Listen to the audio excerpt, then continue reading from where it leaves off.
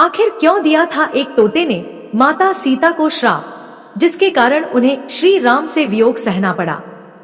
दर्शक बंधु, कुछ कहानियां सिर्फ इतिहास नहीं होती, वो श्राप बनकर जन्मों तक पीछा करती है। और कुछ शब्द जो अनजाने में कहे जाते हैं, वो किसी का भविष्य बदल सकते हैं। रामायण में हर पात्र का अपना स्थान है, लेकिन एक ऐसा पात्र जिसे शायद कोई नहीं जानता। एक तोता था, एक पक्षी जिसके कहे कुछ शब्दों ने त्रेतायुग की सबसे पवित्र नायिका माता सीता के जीवन में ऐसा तूफान ला दिया जिससे उनका पूरा जीवन ही बन गया। वो सीता जो धरती से जन्मी थी, जो राम की अर्धांगिनी बनी, जिसने हर अग्नि परीक्षा सहकर भी दुनिया के लिए आदर्श बनकर दिखाया। उन्हें आखिर क्यों सहना पड़ा वियोग? वो दर्द जो आज भी लोगों की आंखें नम कर देता है। क्या ये सब नियति थी, या फिर किसी मासूम से दिखने वाले जीव का श्राप? क्या प्रेम और वियोग पहले से तय होते हैं, या हमारे ही शब्द भविष्य की चाबी बन जाते हैं? आज हम आपको लेकर चलेंगे उस रहस्य की ओर जहां तोते की आंखों में छुपा था सीता के वियोग का सच। आखिर क्यों दिया था एक तोते के जोड़े ने माता सीता को श्राप, जिसके कारणवश उन्हें श्री राम जी से दूर रहना पड़ा?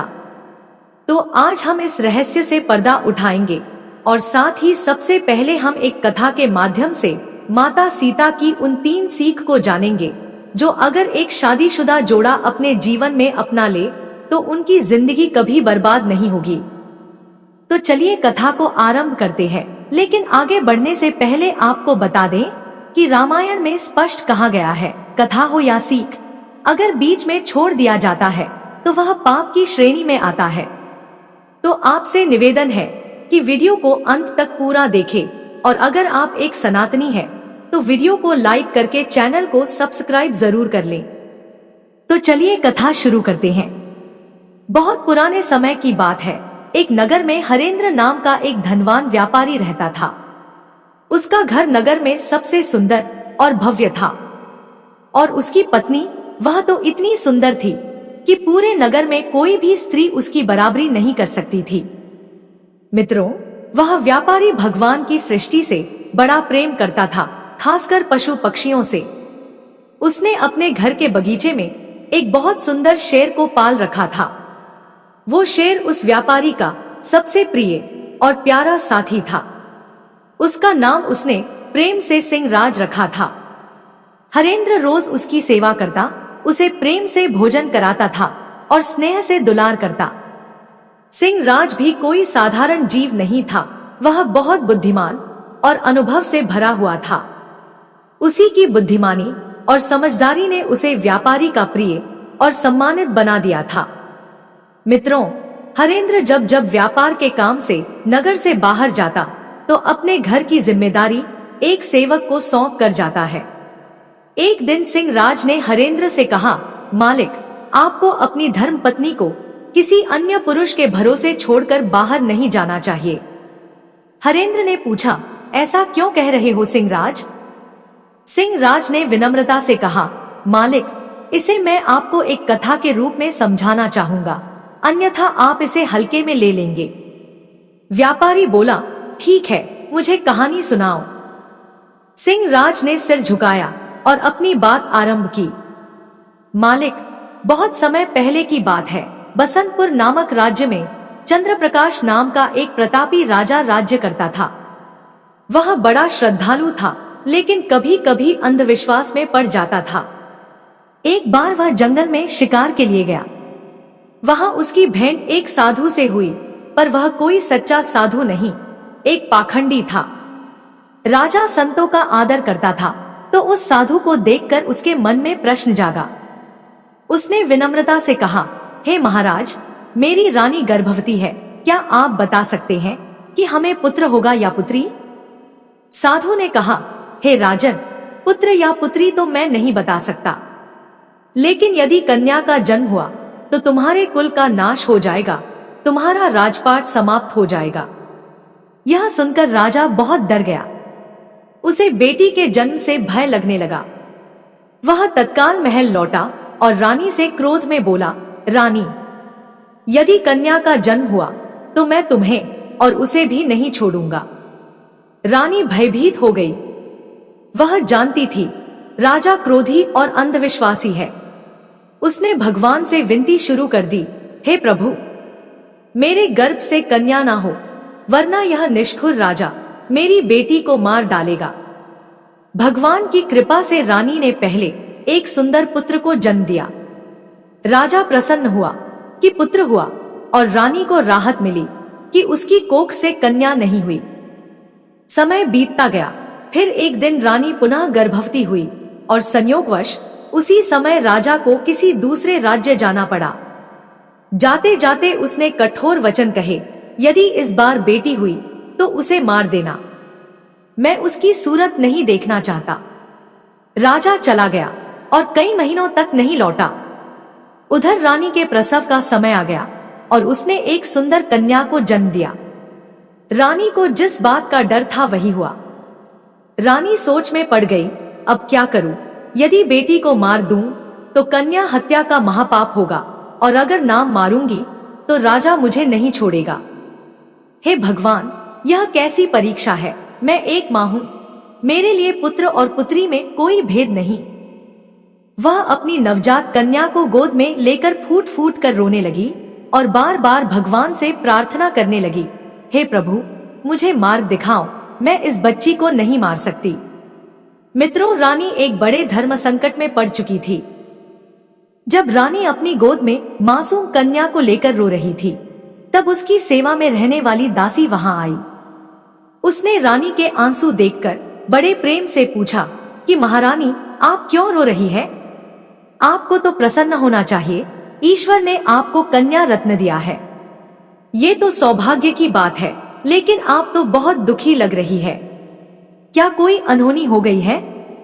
तब रानी ने गहरी सांस लेकर कहा कि दासी, जो नहीं होना चाहिए था वही हो गया। महाराज ने आदेश दिया है कि अगर कन्या जन्म ले तो उसे मार दिया जाए। अब तुम ही बताओ, मैं एक मां होकर अपनी नन्ही बच्ची को कैसे मार सकती हूँ? दासी ने रानी के चरणों में झुकते हुए कहा कि रानी साहिबा, आप चिंता ना करें। आप महाराज से कह देना कि कन्या को मरवा दिया गया है। मैं इस बच्ची को अपने साथ ले जाऊंगी, सबके सामने दिखा दूंगी जैसे उसे मार रही हूं, लेकिन सच में मैं इसे बचा लूंगी। मैं इसे अपनी भतीजी कह कर पालूंगी। किसी को भी इसका सच पता नहीं चलेगा। बस आप निश्चिंत रहिए, मैं इसे अपनी बेटी से भी बढ़कर प्यार दूंगी। मित्रों, दासी की यह करुणा भरी बातें सुनकर रानी की आंखों में आशा की एक रोशनी जग गई। वह सोचने लगी, चाहे मैं अपनी बेटी को ना देख सकूं, लेकिन यदि वह जीवित रहेगी तो मेरा हृदय संतुष्ट रहेगा। रानी ने भारी मन से भरपूर ममता के साथ अपनी नन्ही कन्या को दासी को सौंप दिया। साथ ही उसे कुछ धन और गहने भी दिए ताकि बेटी के पालन पोषण में कोई कमी ना आए। रानी ने कहा, हे दासी जी, तुमने जो किया है उसका मैं जीवन भर ऋणी रहूंगी। जब भी तुम्हें जरूरत हो मैं तुम्हें इससे भी अधिक धन दूंगी। बस एक बात का ध्यान रखना, मेरी बेटी का यह राज कभी उजागर ना हो। दासी ने रानी को भरोसा दिलाया और वह उस बच्ची को लेकर अपने घर चली गई। धीरे धीरे यह खबर महल और पूरे राज्य में फैल गई कि दासी उस कन्या को लेकर गई और उसे राजा के आदेश के अनुसार मारकर जमीन में दफना दिया। उधर दासी ने अपनी भक्ति और सेवा भावना से उस कन्या की परवरिश में कोई कमी नहीं छोड़ी। वह बच्ची अब दासी के घर में उसकी भतीजी बनकर पलने लगी। कुछ समय बाद राजा प्रकाश महल लौटे। उन्होंने जब यह सुना कि कन्या को उनके आदेश के अनुसार मार दिया गया है तो वे प्रसन्न हुए और निश्चिंत हो गए। लेकिन उस बच्ची को लेकर दासी जब जब महल आती तो रानी चोरी चुपके उसे देखती और उसका स्नेह उमड़ आता। वह कभी उसके सिर पर हाथ फेरती तो कभी छिपकर उसे दुलार करती। दासी से जब कोई पूछता तो वह बताती कि यह उसकी भतीजी है और तब रानी का हृदय शांति से भर उठता। हमेशा रानी दासी को कपड़े, गहने और धन देती रहती है ताकि उसकी बच्ची को किसी चीज की कमी ना हो। मित्रों, रानी की कृपा और दासी की भक्ति सेवा से कन्या दिन ब दिन बड़ी होने लगी। भले ही वह राजमहल में नहीं पली, लेकिन उसका तेज, सौंदर्य और चाल चलन किसी राजकुमारी से कम नहीं था। जैसे प्रभु ने उसके भाग्य में विशेष आशीर्वाद लिखा हो। धीरे धीरे वह कन्या बड़ी हुई और परम सौंदर्य से भरपूर हो गई। जब वह पूर्ण रूप से जवान हो गई तो दासी ने उसे राजमहल ले जाना छोड़ दिया, क्योंकि वह राजा चंद्र प्रकाश के स्वभाव को भली भांति जानती थी। अब वह कन्या दिन भर दासी के ही घर में रहती थी और बाहर बहुत कम निकलती थी। मित्रों, एक दिन की बात है, राजा प्रकाश अपने नगर का भ्रमण कर रहे थे। जब उनका रथ दासी के घर के सामने से गुजरा, तभी उनकी दृष्टि अचानक उस कन्या पर पड़ गई। कन्या जैसे ही दिखाई दी, राजा स्तब्ध रह गए। वह अत्यंत सुंदर थी, जैसे स्वर्ग से उतरी कोई देवी हो। राजा उस रूप लावण्य पर मोहित हो गए। उन्होंने तुरंत अपने मंत्री से पूछा, हे मंत्री, यह कन्या कौन है? यह तो राजकुमारी जैसी प्रतीत होती है। इसका पता शीघ्र लगाओ, मेरा मन इसके रूप से बंध गया है। मंत्री ने जाकर सारी जानकारी प्राप्त की और लौटकर राजा से कहा, हे महाराज, यह कन्या एक वृद्धा की भतीजी है, जो महल में आपकी दासी के रूप में सेवा करती है। यह सुनकर राजा चुपचाप महल लौट आए, लेकिन मित्रों, उस रात उन्हें नींद नहीं आई। उस कन्या की मोहिनी छवि बार बार उनके मन मस्तिष्क में उभरने लगी। सारी रात बेचैनी में बीती और जैसे तैसे प्रभात हुआ। सवेरा होते ही राजा ने अपने मंत्री से कहा कि मंत्री जी, वह कन्या तो मेरे हृदय में बस गई है, मैं उसके बिना नहीं रह सकता। कृपया कुछ लोगों को साथ लेकर उस वृद्धा के घर जाइए और मेरी ओर से उस कन्या के साथ विवाह का प्रस्ताव दीजिए।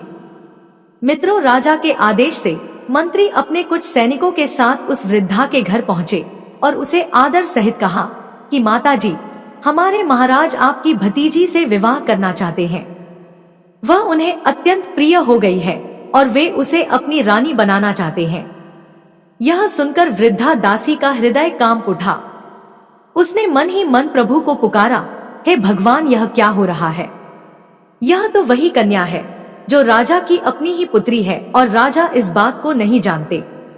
दासी घबराई और मंत्री को विनम्रता से कहा, हे साहब, मैं तो एक साधारण और निर्धन स्त्री हूँ। मेरी भतीजी राजा के योग्य नहीं है। कृपया आप फिर कभी ऐसा प्रस्ताव लेकर मेरे घर मत आइए। मंत्री ने आश्चर्य से कहा, हे माता जी, कैसी बात कर रही हो? यह तो तुम्हारा सौभाग्य है कि स्वयं हमारे राजा तुम्हारी भतीजी से विवाह करना चाहते हैं। इससे बड़ा वर्ग और क्या मिलेगा तुम्हें? लेकिन मित्रों, उस वृद्धा ने कई बार कहने पर भी मना कर दिया। उसने अपने आत्मसम्मान, सत्य और धर्म को नहीं छोड़ा। उसने कहा, मैं यह विवाह नहीं कर सकती, यह बात ईश्वर को अर्पित है। उसके बाद मंत्री वापस लौट आया और राजा को सारी बात बताई। यह सुनकर राजा बहुत क्रोधित हो गए। प्यारे साथियों, अगली सुबह प्रभात की किरण के साथ राजा चंद्र प्रकाश ने फिर से अपने खास मंत्री और दरबारी को उस वृद्धा दासी के घर भेजा। इस बार उन्हें साथ में अनेक प्रकार के लोग, उपहार और वचनों का सराहना भी दिया गया। मंत्री ने दासी को समझाया, डराया, यहाँ तक कि धमकाया भी, परंतु वह धर्मनिष्ठ वृद्धा अपने निर्णय से नहीं हिली। वह कहती रही, हे प्रभु, मैं यह अन्याय नहीं कर सकती। मंत्री और दरबारी हारकर महल लौट आए और राजा को सब कुछ बता दिया। बुजुर्ग दासी का यह अटल निश्चय देखकर राजा का क्रोध भड़क उठा। उसने तुरंत आदेश दिया, इस स्त्री को पकड़कर तुरंत हमारे दरबार में लाया जाए। राजा का आदेश मिलते ही सैनिक दासी के घर पहुंचे और उसे बंदी बनाकर दरबार में ले आए। जब वह दासी राजा के सामने लाई गई तो राजा ने कठोर स्वर में पूछा, तो दासी, तुमने हमारे विवाह का प्रस्ताव क्यों अस्वीकार किया? वह दासी मौन रही, उसके होंठ कांप रहे थे, पर वह कुछ ना बोली। राजा का क्रोध और बढ़ गया। उसने सैनिकों को आज्ञा दी, इस स्त्री को 15 कोड़े लगाए जाएं। राजा के आदेश पर सैनिकों ने उस वृद्धा को बुरी तरह पीटा। उसका तन सहन नहीं कर पाया और कोड़ों की पीड़ा से वह करा उठी। वह राजा के सामने गिर पड़ी और रोते हुए सारी सच्चाई उजागर कर दी। उसने कांपती आवाज में कहा, महाराज, जिस कन्या को आप रानी बनाना चाहते हैं वह कोई और नहीं, आपकी ही पुत्री है।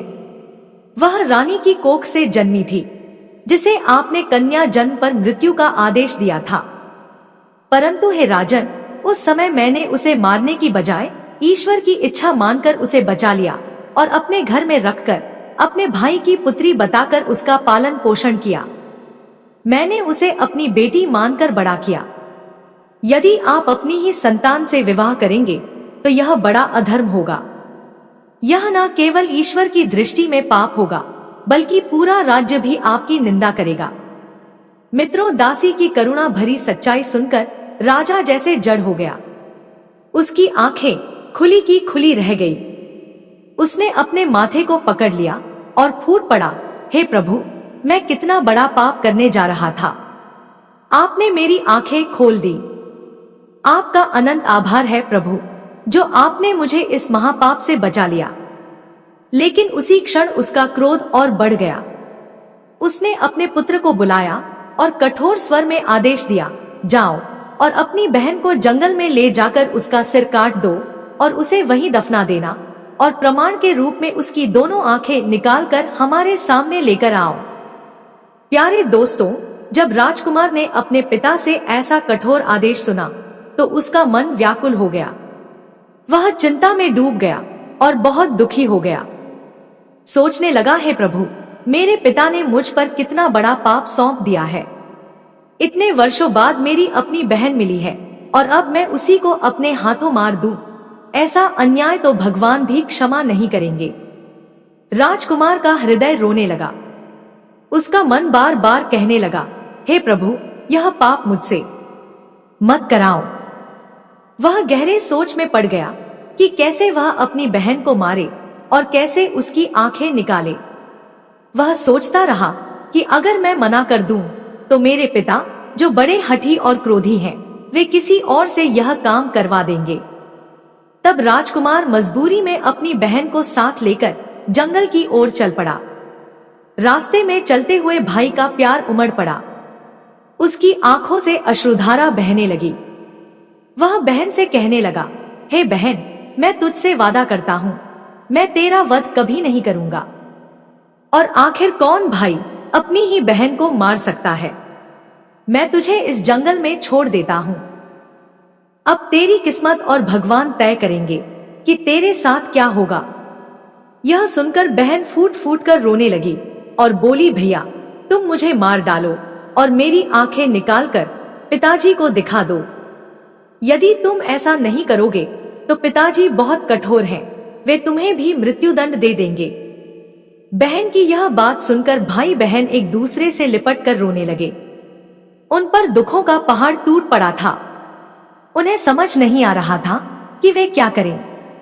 आखिरकार राजकुमार ने निश्चय किया कि चाहे जो हो जाए, वह अपनी बहन की हत्या नहीं करेगा। उसने बहन को समझाया, बहन, मैं तुझे इस जंगल में छोड़ रहा हूँ। अब भगवान ही तेरे रक्षक हैं। मैं पिताजी से कुछ ना कुछ बहाना बना लूंगा। इतना कहकर उसने बहन को जंगल में छोड़ दिया और भारी मन से लौट पड़ा। प्यारे साथियों, घर लौटते समय राजकुमार को रास्ते में एक हिरन दिखाई दिया। उसने उस हिरण का वध किया और उसकी दोनों आंखें निकाल ली। फिर वह महल लौट आया और पिता के सामने प्रस्तुत हुआ। पिता के पास पहुंचते ही उसने हिरण की आंखें दिखाई और कहा, पिताजी, मैंने बहन को मार दिया है, और उसकी आंखें निकालकर सामने फेंक दिया। राजा ने जब आंखें देखी तो उन्हें पूरा विश्वास हो गया कि पुत्र ने कन्या की हत्या कर दी है। यह देखकर राजा प्रसन्न हुआ। उधर रानी ने जब बेटे को देखा तो उसे पास बुलाया और धीरे से पूछा, बेटा, क्या तू सच में अपनी बहन को मार के आया है? तब राजकुमार ने कहा कि माँ, मैं आपसे झूठ नहीं बोलूंगा। मैंने अपनी बहन को नहीं मारा, बल्कि उसे जंगल में छोड़ आया हूँ। यह सुनकर रानी की आंखें भर आईं, लेकिन उसका हृदय सुकून से भर गया। वह तुरंत भगवान से प्रार्थना करने लगी, हे प्रभु, तुम्हारा अनंत धन्यवाद कि तुमने मेरे पुत्र को सद्बुद्धि दी। मेरी बेटी कहीं जंगल में अकेली होगी, उसकी रक्षा करना। कृपा करके उसे ऐसी जगह पहुंचा देना जहां वह सम्मान और शांति से जीवन जी सके। हे भगवान, इतना आशीर्वाद देना कि मेरी बेटी अपना पूरा जीवन सुख शांति से जीकर ही मृत्यु को प्राप्त हो। प्यारे दोस्तों, इधर राजकुमारी जंगल में रहकर पेड़ों के फल फूल खाकर धीरे धीरे जीवन बिताने लगी। कांटों, झाड़ियों और पत्थरों के बीच वह इधर उधर भटकती रही। समय बीतता गया और उसके वस्त्र धीरे धीरे फट गए। अधनंगे शरीर के साथ उसी जंगल में भटकती रही। कई दिन बीत गए। एक दिन ऐसा भी आया जब उसके शरीर पर ना मात्र का भी वस्त्र नहीं रह गया था। वह पेड़ों से फल खाती और घनी झाड़ियों में छिपकर रात बिताती थी। एक दिन उसी जंगल में एक दूसरे राज्य का राजा इंद्रजीत शिकार खेलने आया। उधर राजकुमारी उसी समय वृक्षों से फल तोड़कर खा रही थी। तभी उसे घोड़ों की टापों की आवाज सुनाई दी। वह घबराकर घनी झाड़ियों के पीछे छिप गई। राजा इंद्रजीत उस वृक्ष के नीचे आकर थोड़ी देर विश्राम करने बैठा। तभी उसकी नजर झाड़ियों की ओर गई। उसे ऐसा लगा कि वहां कोई मनुष्य छिपा है। उसने आवाज लगाई, वहां कौन है? झाड़ियों में क्या कर रहे हो? जो भी हो बाहर आओ, मैं वचन देता हूं कि तुम्हें कोई हानि नहीं होगी। राजा की आवाज सुनकर झाड़ियों के पीछे से एक करुण स्वर आया कि हे अजनबी, मैं एक दुखी और लाचार स्त्री हूं। मेरे तन पर वस्त्र नहीं है। यदि आप मुझे कोई वस्त्र दे दे तो मैं बाहर आ सकती हूं। राजा यह सुनकर हैरान हो गया। वह सोचने लगा कि इतने घने जंगल के बीच कोई स्त्री क्यों और कैसे हो सकती है? अवश्य ही वह किसी बड़ी विपत्ति से पीड़ित है। राजा ने तुरंत अपनी ओढ़ी हुई चादर झाड़ियों के भीतर फेंक दी। राजकुमारी ने उस चादर से अपने शरीर को ढका और फिर बाहर आई। जब राजा ने उसे देखा तो उसकी सुंदरता देखकर आश्चर्य में पड़ गया। सोचने लगा, हे प्रभु, इतनी सुंदर कन्या तो मैंने जीवन में कभी नहीं देखी। कौन इसे जंगल में छोड़ गया हो? यह तो किसी राज्य की रानी बनने योग्य है। राजा ने अपना परिचय दिया और कहा, हे देवी, तुम जो भी हो इससे मुझे कोई फर्क नहीं पड़ता। अब मैं तुम्हें अपनी रानी बनाना चाहता हूँ। राजा की सच्ची बातों और मधुर वाणी को सुनकर राजकुमारी का टूटा मन थोड़ा स्थिर हुआ। वह सोचने लगी, जब डूबते को तिनके का सहारा मिल जाए तो वही बहुत होता है, और यहाँ तो एक राजा स्वयं मुझे अपनाना चाहता है। उसने विनम्रता से राजा का प्रस्ताव स्वीकार कर लिया। राजा इंद्रजीत ने उस कन्या को अपने घोड़े पर बैठाया और प्रेमपूर्वक अपने राज्य की ओर चल पड़ा। मित्रों, आगे राजा ने एक बहुत ही समझदारी भरा निर्णय लिया। वह सीधे अपने पिता के समय के एक वृद्ध और विश्वस्त मंत्री के घर पहुंचा। वहां उस कन्या को उतार कर बोला, हे काका, कृपया इस कन्या को अपनी बेटी समझकर अपने घर में रख लीजिए। मैं इससे विधि विधान से विवाह करना चाहता हूँ। यदि मैं इसे सीधे अपने महल ले जाऊंगा तो लोग तरह तरह की बातें करेंगे और इसके चरित्र पर सवाल उठेंगे। इसलिए मैं कल पूरे राज्य के लोगों के सामने आपके घर आकर इसे विवाह पूर्वक अपनी धर्मपत्नी के रूप में ले जाऊंगा। तब उस बुजुर्ग मंत्री ने हाथ जोड़कर विनम्रता से कहा, हे राजन, आप धन्य है। आपकी सोच सच में महान है। महाराज, यह कन्या अब आपकी अमानत है और मेरे लिए मेरी बेटी समान है। जब भी आपका मन हो आप इसे विधिपूर्वक अपनी धर्मपत्नी बनाकर ले जाएं। जब तक यह मेरे पास है मैं इसका पूरे मन से ध्यान रखूंगा। इतना कहकर राजा इंद्रजीत वहां से विदा होकर अपने महल लौट आए। महल पहुंचते ही उन्होंने अपने मंत्री और सेनापति को बुलाया और कहा कि मंत्री जी, आप दोनों कल सुबह उस वृद्ध काका के घर जाइए और मेरी ओर से उनकी पुत्री का हाथ मांगिए। मैं विधिपूर्वक उससे विवाह करना चाहता हूँ। अगले दिन राजा के आदेशानुसार सेनापति और मंत्री उस बुजुर्ग मंत्री के घर पहुंचे और उस पावन कन्या का हाथ अपने राजा इंद्रजीत के लिए मांगा। फिर 2-3 दिन में ही शुभ मंगनी और पवित्र विवाह भी संपन्न हो गया। विवाह के बाद वह राजकुमारी अब राजा इंद्रजीत की धर्म पत्नी बनकर उनके साथ रहने लगी। अब दोनों ही अत्यंत प्रसन्न थे। राजा सुंदर और संस्कारी पत्नी पाकर आनंद था और राजकुमारी को अपना घर और स्नेही पति मिलने के कारण सुकून मिला। राजा इंद्रजीत ने विवाह के बाद भी कभी अपनी पत्नी से उसका अतीत नहीं पूछा। समय ऐसे ही बीतता गया। 2 वर्ष बीत गए। धीरे धीरे वह शुभ दिन भी आया जब रानी ने एक सुंदर पुत्र को जन्म दिया। अब तो राजा की प्रसन्नता और भी बढ़ गई। एक दिन राजा ने अपनी रानी से प्रेम पूर्वक पूछा, हे देवी, अब जब हम माता पिता बन चुके हैं, हमारे बीच का बंधन और भी मजबूत हो गया है, तो कृपया अब मुझे आप अपने कुल और अपने पूर्व जीवन के बारे में सब कुछ बताएं। रानी ने उस समय उस बात को किसी तरह टाल दिया। 1 वर्ष और बीत गया। फिर एक दिन रानी ने पुनः एक पुत्र को जन्म दिया। अब राजा ने फिर वही बात प्रेम पूर्वक दोहराई।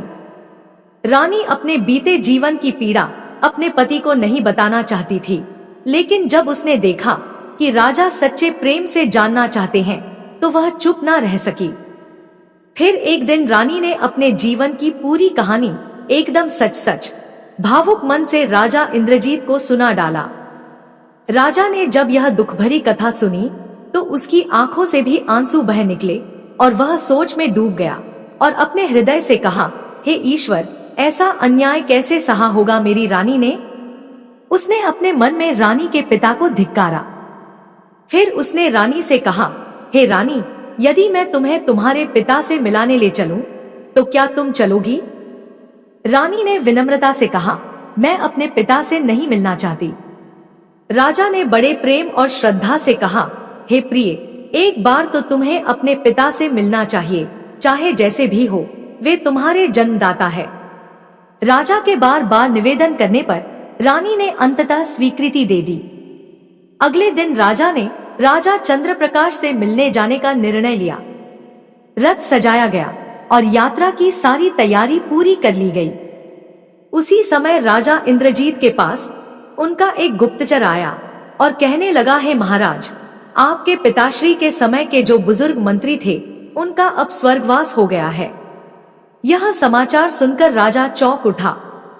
उसने तुरंत अपनी धर्मपत्नी को यह बात बताई और प्रेम पूर्वक कहा, हे देवी, आप मंत्री जी और सेनापति के साथ सेना की एक टुकड़ी लेकर अपने मायके की ओर प्रस्थान कीजिए। मैं पहले बुजुर्ग मंत्री का अंतिम संस्कार कर लूं, फिर वहीं आकर आपसे मिलूंगा। मित्रों, इस प्रकार राजा इंद्रजीत ने रानी को समझाकर और आशीर्वाद देकर अपने विश्वसनीय मंत्री और सैनिकों के साथ विदा कर दिया। जाते जाते उसने कहा, हे प्रिय रानी, आप वहां जाकर घबराइएगा मत, मैं आपसे पहले ही आपके माता पिता के यहाँ पहुंच जाऊंगा। इधर रानी, मंत्री, सेनापति और कुछ सैनिकों के साथ राजा प्रकाश के राज्य की ओर चल पड़ी। मार्ग लंबा था और रास्ते में ही सूर्यास्त हो गया। वे सब एक स्थान पर रुके और तंबू लगाकर रात्रि विश्राम की तैयारी की। जहां रानी का तंबू लगाया गया था, वहीं पास में मंत्री ने भी अपना तंबू लगवा लिया। यह देखकर रानी ने कहा कि मंत्री, क्या तुम नहीं जानते कि मैं एक राजा की पुत्री और एक राजा की धर्मपत्नी हूँ? तुम मेरा तंबू अपने बराबर में क्यों लगवा रहे हो? कृपया अपना तंबू कहीं और लगवाओ। मंत्री ने विनम्रता से कहा कि रानी साहिबा, महाराज ने मुझे आपकी सेवा और सुरक्षा के लिए भेजा है। यदि आपको या आपके बच्चों को कुछ हुआ तो हम महाराज को क्या मुंह दिखाएंगे? रानी ने फिर भी कई बार मना किया, लेकिन मंत्री अपनी बात पर अड़ा रहा। सभी थके हुए थे, भोजन कर चुके थे और धीरे धीरे सभी निद्रा में चले गए। मित्रों, रात्रि के दूसरे पहर में वही मंत्री चुपचाप रानी के तंबू में घुसा आया। जैसे ही वह अंदर आया, रानी तुरंत जाग गई और उसकी बुरी मंशा समझ गई। रानी ने कड़े स्वर में कहा, अरे दुष्ट, जानता है तू क्या कर रहा है? खबरदार, जो मुझे छूने की कोशिश की, तुरंत बाहर निकल जाओ, वरना मैं महाराज से कहकर तुझे मृत्यु दिलवा दूंगी। लेकिन मंत्री पर वासना ने पर्दा डाल दिया था। वह ना तो रानी की बात सुन रहा था, ना ईश्वर का भय लग रहा था। रानी ने अपने बड़े पुत्र को उसके सामने खड़ा कर दिया और ईश्वर की दुहाई देकर उससे विनती की, हे मंत्री, इस बालक की कसम प्रभु का नाम लेकर कहती हूँ, तू लौट जा। वह वासना में अंधा हो गया था। उसने तलवार निकाली और रानी के बेटे पर वार कर दिया। बेटे का सिर धड़ से अलग हो गया। यह देख रानी एकदम धरती पर गिर पड़ी और फूट फूट कर रोने लगी। उसी समय सेनापति कुछ गुप्तचरों के साथ उस दिशा से गुजर रहा था। यह देखकर मंत्री घबरा गया और डरते हुए बोला, यदि तुमने किसी से कुछ भी कहा तो मैं तुम्हारे छोटे बेटे को भी मार डालूंगा। इतना कहकर वह चुपचाप अपने तंबू में लौट गया। मित्रों, रानी के ऊपर तो जैसे दुखों का पहाड़ टूट पड़ा। वह पहले ही एक पुत्र को खो चुकी थी और अब छोटे बेटे के मोह ने उसे किसी से कुछ भी कहने से रोक दिया। उसने रात बड़ी पीड़ा और मौन के साथ काटी, लेकिन मन में यह संकल्प ले लिया कि वह गंतव्य पर पहुंचकर महाराज को सब कुछ बताएगी। अगले दिन फिर यात्रा शुरू हुई। दिन ढलते ढलते फिर एक जगह रुकना पड़ा। इस बार रानी ने मंत्री से भयवश अपने तंबू को सेनापति के तंबू के पास लगवाया। फिर रानी ने सेनापति को पास बुलाकर कहा कि सेनापति, मेरी एक प्रार्थना है। कृपया इस बात का पूरा ध्यान रखना कि कोई भी मेरे तंबू के पास ना आए। सेनापति ने सिर झुकाकर कहा कि महारानी, आपकी रक्षा करना मेरी जिम्मेदारी है, आप पूर्णतः निश्चिंत रहें। यह सुनकर रानी को थोड़ी राहत तो मिली, लेकिन फिर भी उस दुष्ट मंत्री के बुरे काम की चिंता उसे सताने लगी। इसी चिंता में राजकुमारी पूरी रात सो नहीं पाई। प्यारे दोस्तों, जिस सेनापति पर राजकुमारी ने भरोसा किया था, वह भी उस बुरे मंत्री जैसा ही निकला। उसके मन में भी बुरे विचार थे। जैसे ही आधी रात हुई, सेनापति के मन में पाप का विचार आ गया। वह चुपचाप रानी के तंबू में रात के समय घुस गया। जब राजकुमारी ने उसे तंबू में आते देखा तो वह घबरा गई और बोली कि सेनापति, क्या तुम नहीं जानते कि मैं कौन हूँ? मैं एक राजा की पत्नी हूँ और एक राजा की बेटी हूँ। यह सब जानने के बाद भी तुम मेरे तंबू में क्यों आए हो? सेनापति बोला, रानी साहिबा, मैं तो बस यह देखने आया था कि आप ठीक है या नहीं। तब रानी ने गुस्से में कहा, तुम अभी के अभी मेरे तंबू से बाहर निकल जाओ। इतना सुनकर वह दुष्ट सेनापति मुस्कुराने लगा। रानी उसकी सोच को समझ गई और उसे बार बार समझाने लगी। उसे भगवान की कसम दी, पर वह अपनी बुरी सोच से पीछे नहीं हटा। उसके मन में पाप की आग लग चुकी थी। रानी ने उसे कई बार चेताया, लेकिन उसने एक भी बात नहीं मानी। जब रानी की तरफ बढ़ने लगा तो राजकुमारी का छोटा बेटा उसके सामने खड़ा हो गया और बोला, माँ को छोड़ दो, कृपया ऐसा मत करो। लेकिन सेनापति ने कुछ नहीं सुना। उसने तलवार निकाली और रानी के छोटे बेटे का सिर काट दिया। अब रानी बिल्कुल अकेली हो गई थी। उसके पास अब सिर्फ उसका चरित्र और भगवान का नाम ही बचा था। वह किसी तरह अपनी इज्जत बचाकर वहां से भागी और भागते भागते जंगल में चली गई। सेनापति भी उसके पीछे दौड़ पड़ा। आगे जाकर रानी एक गहरी नदी के किनारे पहुंची। नदी का पानी बहुत तेज बहाव से बह रहा था। रानी को समझ नहीं आया कि वह क्या करे, क्योंकि सेनापति थोड़ी दूर पीछे ही था। अब रानी ने मन में ठान लिया कि जब मेरे दोनों बच्चे नहीं रहे तो मैं अब कैसे जी सकती हूँ। ऐसा सोचकर वह सीधे नदी में कूद गई।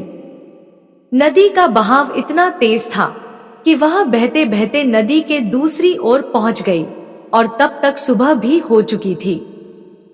उसी समय दो साधु नदी में स्नान के लिए आए थे। उन्होंने देखा कि एक औरत पानी में बहती हुई उनकी ओर आ रही है। वे दोनों तुरंत दौड़कर रानी को बाहर निकाल लाए। जैसे ही उन्होंने रानी को बाहर निकाला, वहां 4 और साधु पहुंच गए। रानी की सुंदरता देखकर उनका मन भी डोल गया। वे उसकी सुंदरता पर मोहित हो गए। अब वे आपस में लड़ने लगे, एक दूसरे को धक्का देने लगे और कहने लगे, यह मेरी है, नहीं यह मेरी है। यह देखकर रानी के पैरों तले जमीन खिसक गई। वह सोचने लगी, मंत्री और सेनापति से तो जैसे तैसे बच निकली थी, अब इन साधुओं के बीच फंस गई हूं। तब उन साधुओं ने मिलकर तय किया कि इस तरह आपस में झगड़ने से अच्छा है कि हम इसे अपने गुरुजी के पास ले चलें। वही जो कहेंगे हम सब मान लेंगे। साधु रानी को लेकर गुरुजी के पास पहुंचे। गुरुजी ने जब देखा कि उनके शिष्य एक स्त्री के लिए आपस में लड़ रहे हैं, तो उनका मन भी दुखी हो गया। वे गुरुजी बहुत ज्ञानी और तप में लीन साधु थे। जैसे ही उन्होंने उस महिला को देखा, उन्होंने सहज ही समझ लिया कि यह कोई साधारण स्त्री नहीं, बल्कि किसी राजघराने से है।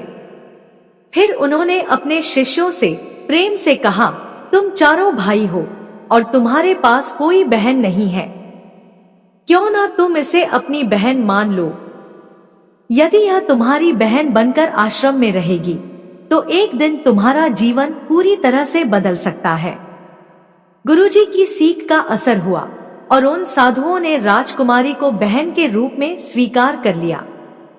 वे साधु उसी राज्य में रहते थे जहाँ के राजा चंद्रप्रकाश थे, जो कि राजकुमारी के अपने पिता थे।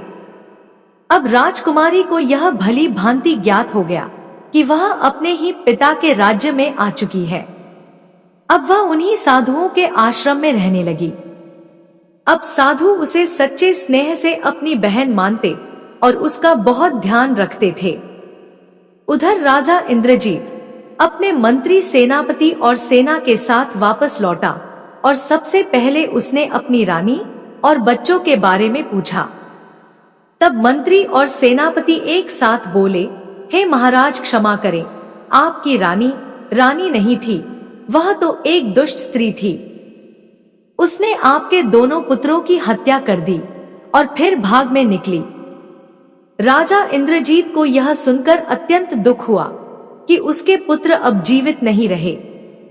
कुछ समय तक वह शांत रहा, फिर सोचने लगा, अगर कोई झूठ बोल रहा हो तो कोई एक ही बोलेगा, और अगर दोनों एक बात ही कह रहे हैं तो अवश्य सत्य होगा।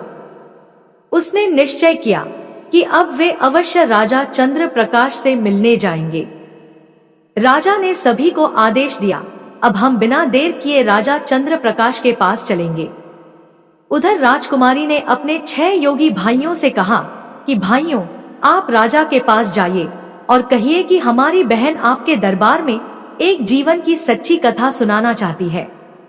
उसे मालूम था कि उसके पिता को कथाएं और किस्से सुनना बहुत प्रिय है। योगी भिक्षा के बहाने दरबार पहुंचे और राजा को वही बात बताई जो बहन ने कही थी। राजा ने सहर्ष अनुमति दे दी और कहा, यदि तुम्हारी बहन की कहानी हमें अच्छी लगी तो हम उसे अपने महल में रख लेंगे। अगले दिन वे योगी राजकुमारी को साथ लेकर दरबार आए। राजकुमारी साध्वी का भेष धारण किए हुई थी, इसलिए कोई भी उसे पहचान नहीं सका। जब उसने दरबार में कथा सुनानी शुरू की तो सब मंत्र मुग्ध होकर सुनने लगे। राजा को वह कथा अत्यंत प्रिय लगी। उसने योगियों को ढेर सारा पुरस्कार देकर विदा किया और उस कन्या को दरबार में रख लिया। लेकिन योगियों का मन नहीं माना। वे कुछ दूर जाने के बाद ही लौट आए और राजा से बोले, महाराज, हम प्रार्थना करते हैं कि आप हमारी बहन को हमारे साथ ही रहने दें। जब भी आप कथा सुनना चाहें, हम उसे ले आया करेंगे। वह बचपन से हमारे साथ रही है और अब यहाँ अकेली हो जाएगी। राजा ने उनकी भावनाओं को समझा और कन्या को उनके साथ लौटने की अनुमति दे दी। अब वह प्रतिदिन अपने भाइयों के साथ दरबार आती कथा सुनाती और फिर लौट जाती। समय के साथ उन साधुओं का जीवन भी बदल गया। जो पहले गांव गांव भिक्षा मांगते थे, अब उन्हें दरबार से ही इतनी भिक्षा मिल जाती कि कहीं जाने की आवश्यकता नहीं पड़ती थी। फिर एक दिन राजकुमारी राजा को कथा सुनाने के लिए दरबार में आई। उस दिन उसके पति, मंत्री और सेनापति तीनों वहां उपस्थित थे। राजकुमारी ने सोचा, आज तो सभी उपस्थित हैं, आज की कथा सुनाने में विशेष आनंद आएगा। उसने अपना चेहरा ढका हुआ था। वह अपने स्थान पर बैठ गई और पिता से बोली, हे राजन, आज मैं आपके समक्ष एक अत्यंत दुख भरी कथा सुनाना चाहती हूँ। यदि किसी को कोई आवश्यक कार्य हो तो वह अभी ही दरबार छोड़कर जा सकता है, लेकिन कथा प्रारंभ होने के बाद यदि कोई उठकर जाएगा तो मैं अपनी कथा वहीं पर रोक दूंगी। राजा ने जवाब दिया, बेटी, तुम निडर होकर सुनाओ, जैसा तुम कहोगी वैसा ही होगा। कथा के बीच में कोई भी दरबार से नहीं उठेगा। अब राजा और दरबार के सभी लोग ध्यानपूर्वक कथा सुनने के लिए बैठ गए। उनमें उसका पति, वह विश्वासघाती मंत्री और सेनापति भी बैठे थे। तब राजकुमारी ने दरबार में अपना किस्सा आरंभ किया और कहने लगी, सभा में बैठे देवतुल्य लोगों, कृपया इस कथा को ध्यान से सुनिए। राजकुमारी ने कहना शुरू किया, किसी देश में एक राजा रहता था जो अत्यंत कठोर स्वभाव का था। उसे अपनी बेटियों से नफरत थी। उसने यह आदेश दे रखा था कि यदि उसके घर में कन्या का जन्म हो तो उसे मार दिया जाए। एक दिन उसके यहाँ एक कन्या ने जन्म लिया। तब उस निर्दयी राजा ने अपने बेटे को आदेश दिया कि वह अपनी ही बहन को जंगल में ले जाकर मार दे।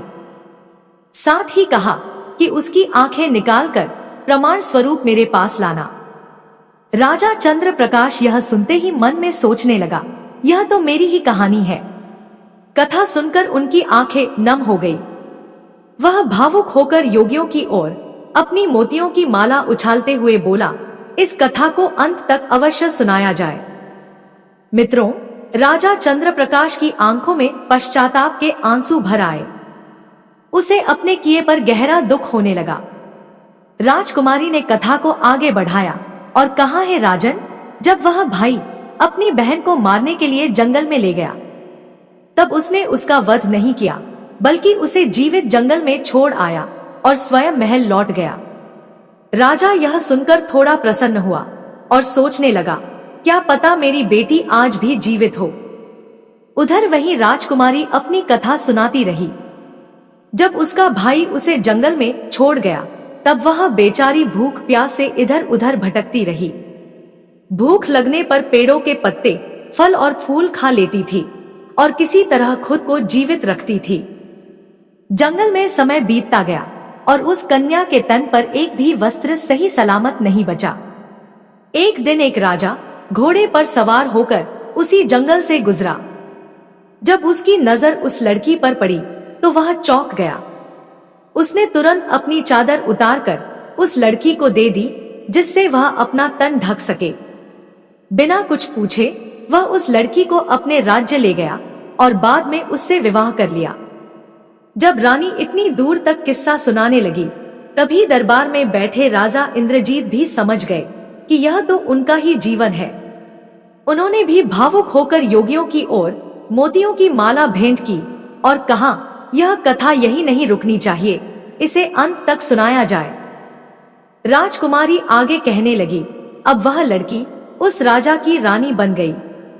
रानी बनने के बाद उसके गर्भ से 2 पुत्रों का जन्म हुआ।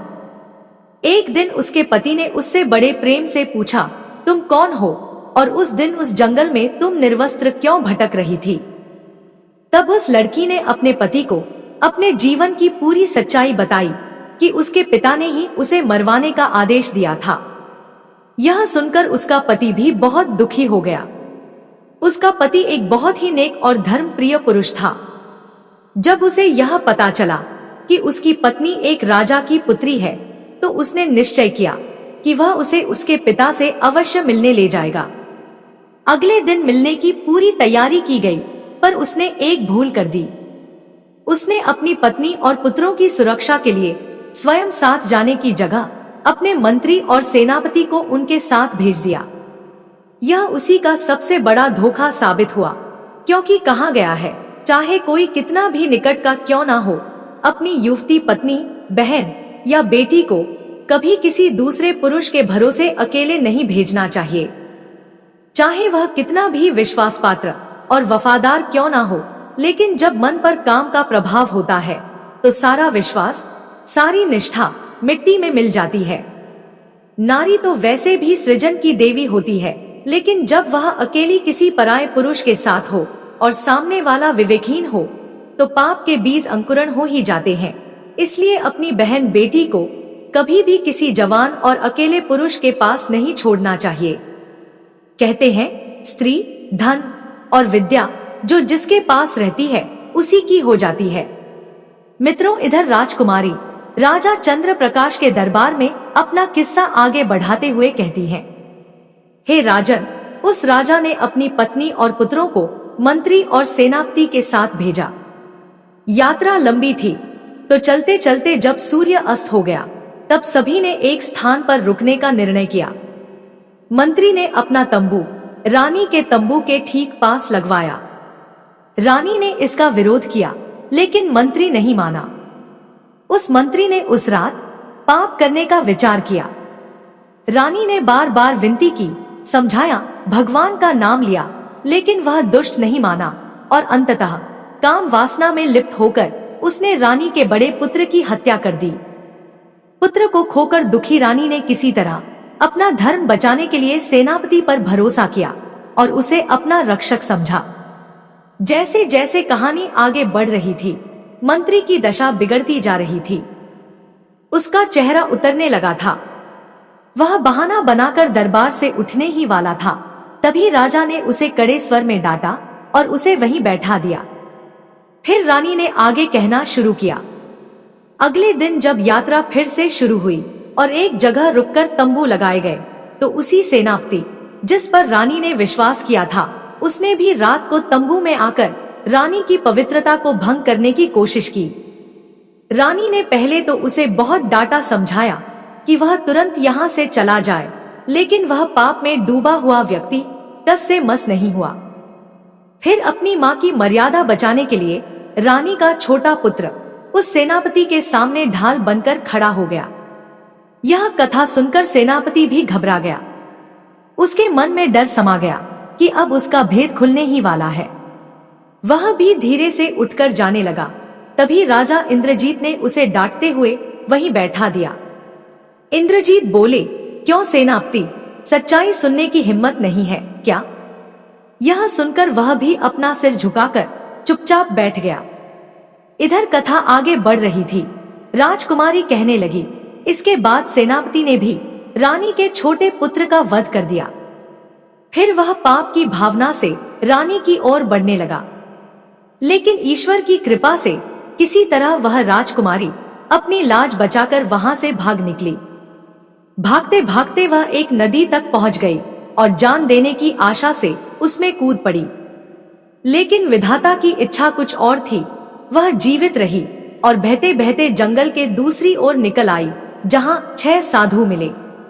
उन सन्यासियों ने भी पहले उसे पत्नी बनाने की इच्छा की, लेकिन उनके महान और ज्ञानी गुरुजी ने उन्हें समझाया और उस पाप से उन्हें बचा लिया। गुरुजी की समझ से प्रेरित होकर वे सन्यासी उस राजकुमारी को अपनी बहन मानने लगे। फिर वे भाई बहन हर दिन राजा के दरबार में कथा सुनाने के लिए आने लगे। इतनी कथा सुनाने के बाद राजकुमारी ने धीरे से अपना घूंघट उठाया और राजा चंद्र प्रकाश के सामने खड़ी हो गई। अपनी बेटी को सामने देखकर राजा की आंखों से आंसू बह निकले। वह तुरंत अपनी कन्या को पहचान गया। उधर राजा इंद्रजीत की भी आंखें भर आई। अपनी धर्मपत्नी को जीवित देखकर वह अत्यंत प्रसन्न हुआ, लेकिन पुत्रों की मृत्यु का दुख उसके हृदय को भीतर से तोड़ रहा था। राजा इंद्रजीत ने राजा चंद्र प्रकाश से निवेदन किया है, महाराज, मेरा मंत्री और सेनापति ही मेरे सबसे बड़े शत्रु है। मुझे इन पापियों को दंड देने की अनुमति दें। राजा चंद्र प्रकाश ने अनुमति दी और राजा इंद्रजीत ने उसी प्रकार उन दोनों दुष्टों का वध किया जैसे उन्होंने उनके पुत्रों की हत्या की थी। अधर्मियों को उनके पापों का दंड मिल चुका था। फिर राजा चंद्रप्रकाश ने अपनी पुत्री को अपने हृदय से लगा लिया और बार बार उसकी आंखों में देखकर क्षमा मांगने लगा। पुत्री ने अपने पिता को माफ कर दिया, क्योंकि सच्चे प्रेम और पछतावे के आगे मनुष्य का हृदय पिघल ही जाता है। इसके बाद राजकुमारी अपने पति के साथ कुछ दिन अपने पिता के घर रही। फिर बड़ी धूमधाम और आनंद के साथ विदाई की गई। राजा इंद्रजीत अपनी पत्नी को लेकर अपने नगर लौट आए और फिर से उनका जीवन प्रेम और सुख के रंग में रंग गया। कुछ समय बाद रानी ने एक सुंदर कन्या को जन्म दिया। अब तो उनके जीवन की खोई हुई सारी खुशियां लौट आई। प्यारे दोस्तों, यह सत्य है कि जिसके ऊपर भगवान की कृपा होती है उसका कोई बाल भी बांका नहीं कर सकता। चाहे संसार लाख कोशिश कर ले, लेकिन जीवन और मृत्यु की डोर केवल परमात्मा के हाथ में होती है। मनुष्य तो केवल निर्मित होता है। यह कथा हमें यह सिखाती है कि सत्य, धर्म और संयम की राह पर चलने वालों की रक्षा स्वयं ईश्वर करते हैं। संकट की घड़ी में भगवान उनका हाथ थाम लेते हैं और जो अन्याय करता है वह एक ना एक दिन अपने कर्मों का दंड जरूर पाता है। इसलिए हमेशा अच्छे और धर्म युक्त काम करें, क्योंकि आज नहीं तो कल हर किसी को अपने कर्मों का लेखा जोखा देना ही होता है। दर्शक बंधु, इस कथा से हमें 3 अमूल्य सीखें मिलती है जो किसी भी विवाहित पुरुष या स्त्री ने अपने जीवन में उतार ली तो उनका दाम्पत्य जीवन कभी बर्बाद नहीं होगा। पहली सीख, अपनी पत्नी की सुरक्षा का जिम्मा स्वयं उठाएं, दूसरों पर भरोसा न करें। राजा इंद्रजीत ने एक बहुत बड़ी गलती की।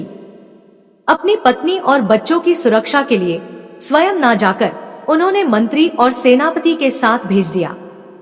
नतीजा, उसकी पत्नी को अपमान और दुख झेलना पड़ा और पुत्रों को जान गंवानी पड़ी। भगवान श्री राम जब माता सीता को वनवास में ले गए तो वे स्वयं उनके साथ गए। उन्होंने कभी किसी पराई निगाह या दूसरों पर भरोसा करके माता सीता को नहीं छोड़ा, क्योंकि एक पति का धर्म होता है अपनी पत्नी की रक्षा स्वयं करना। दूसरी सीख, स्त्री का सम्मान करें, उसे वस्तु ना समझें। मंत्री और सेनापति जैसे विश्वासपात्र पुरुष भी जब वासना के अधीन हुए तो उन्होंने रानी को अपमानित किया, लेकिन अंत में उन्हें उनके पापों का दंड मिला। जब रावण ने माता सीता का अपहरण किया और उन्हें अपनी इच्छा से जीने को मजबूर करना चाहा, तो भगवान राम ने उसे विनाश का मार्ग दिखाया। श्री राम ने एक पति और धर्मवीर के रूप में यह सिखाया कि स्त्री पूजनीय है, भोग की वस्तु नहीं।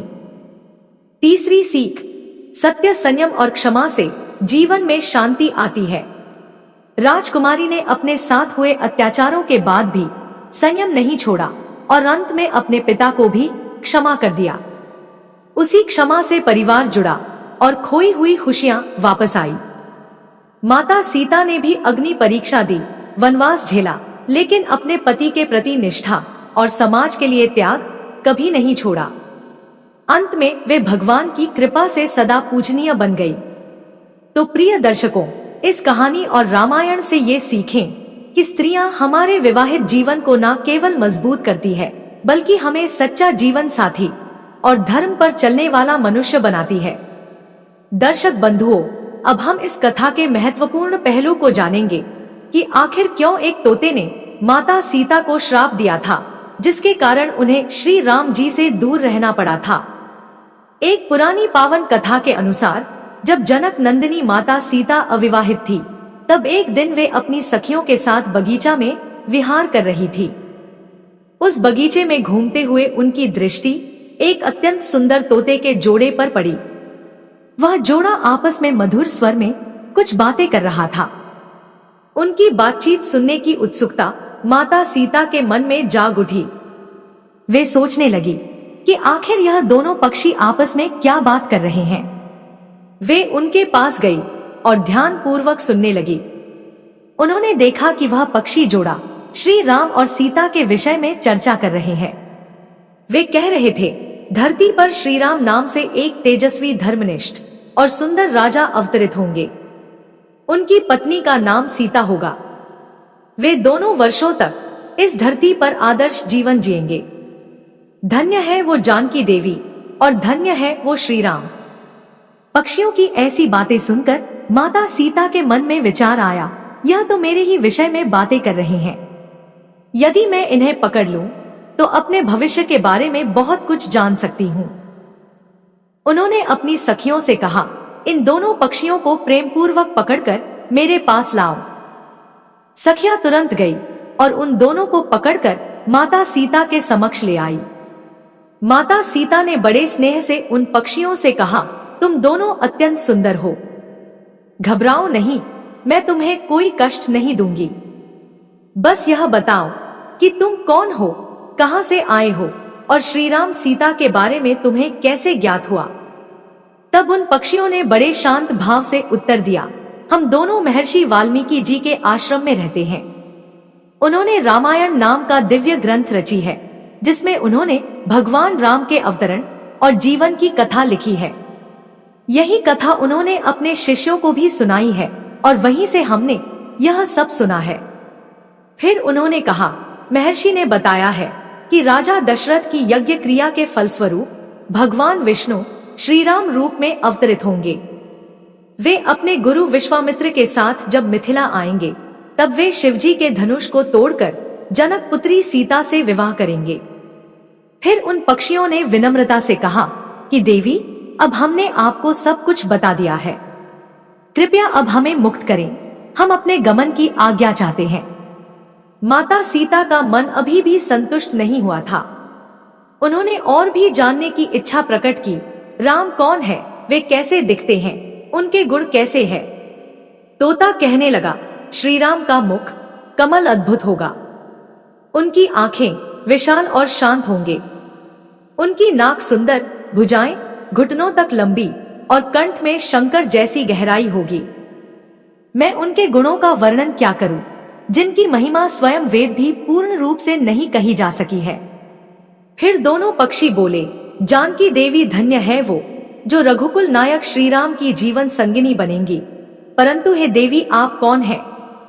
माता सीता ने मधुर स्वर में उत्तर दिया, जिस जानकी के विषय में तुम लोग बात कर रहे हो, वही मैं हूँ। अपने ही भविष्य की बातें जानकर माता सीता के मन में और जानने की जिज्ञासा बढ़ गई। उन्होंने उन पक्षियों को पिंजरे में रखवा दिया और कहने लगी, जब तक श्री राम स्वयं आकर मुझसे विवाह नहीं कर लेते, तब तक मैं तुम्हें नहीं छोड़ूंगी। तुम मेरे महल में प्रेम से रह सकते हो। मैं प्रतिदिन तुम्हारे लिए स्वादिष्ट भोजन मंगवा दूंगी।